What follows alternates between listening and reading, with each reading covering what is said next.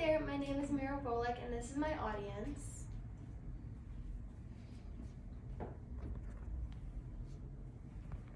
So today I will be informing you about my hometown, Hungary. I will tell you a little bit about our history. I will also mention some interesting facts, as well as tell you about the most popular tourist spots that we have. So, Hungary was founded in 897 and is one of the oldest countries in Europe. It is located in Central Europe and the capital is Budapest. The currency is Hungarian forint. So our paper money is colored. So all of our bills are different colors, unlike the American dollar, which is just one color. The current population in Hungary is 9.7 million, which sounds like a lot, but it's really not. Our native language is Hungarian, and it is also known as Magyar. And fun fact, Hungarian is actually my first language, and English is my second. Some interesting facts about Hungary include that actually a Hungarian man invented the Rubik's Cube, and his name was Anna Rubik, which I feel like not a lot of people know about Rubik's Cubes, just because I don't feel like a lot of people know about Hungary. Another interesting fact is that in 1986, the Hungarian Grand Prix was actually the first Formula One race that took place behind the Iron Curtain. The Iron Curtain is a metaphor used to describe the political boundary that divides Europe into two. So this actually happened after World War II, and it's actually, I think, a really cool fact that we have a Formula One race happening this month here in Vegas. So Hungarian is actually one of the most difficult languages for anybody to learn, just because of our pronunciation, and our alphabet is really weird, and it's just really hard for Americans and English speakers to pronounce. Another cool fact is that in Hungary, you can't name your children anything you want. So you either have to get it approved by the government beforehand, or there is a list of names that you can choose from. So, like here in America, you can name your children anything you want. You can name your child a vase, a trash can, anything you want, and the government will not care. So that's actually a kind of a funny fact.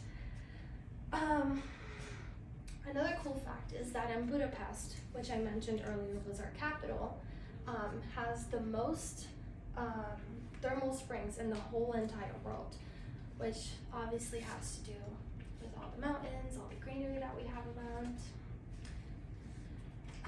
Another thing that I think is really cool is that in Hungary, we introduce ourselves with our last name first.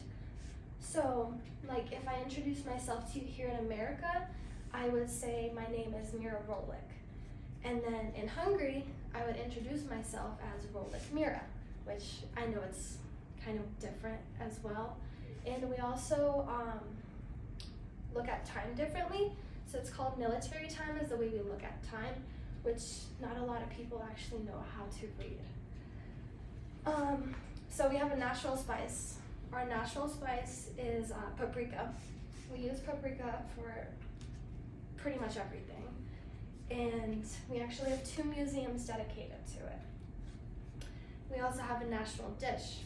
Our national dish is goulash, which I know that when I mention Hungary to anybody, the first food that comes to their mind is goulash. So goulash has peppers, carrots, tomatoes, potatoes, onions, beef, and of course paprika. So the most popular tourist spots that you will find in Hungary include the parliament.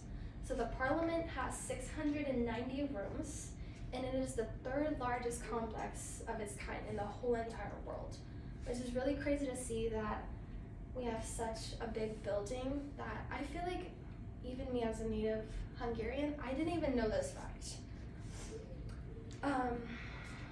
Another one would be the Budapest Chain Bridge.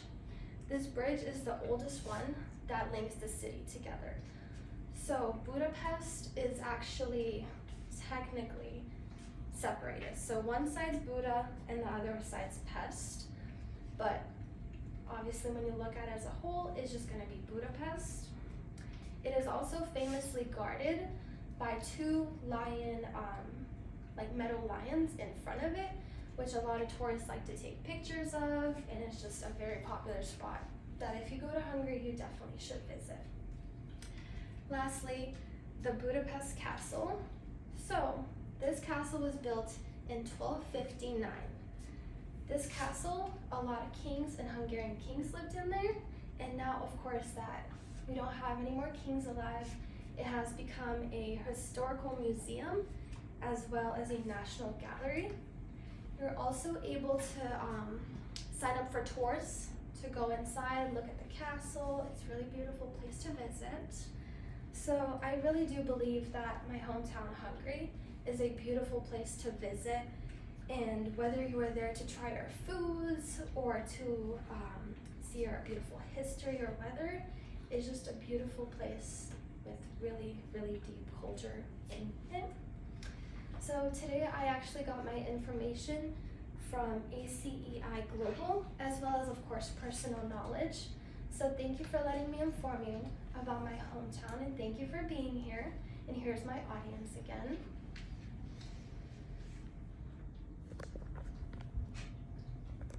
Thank you.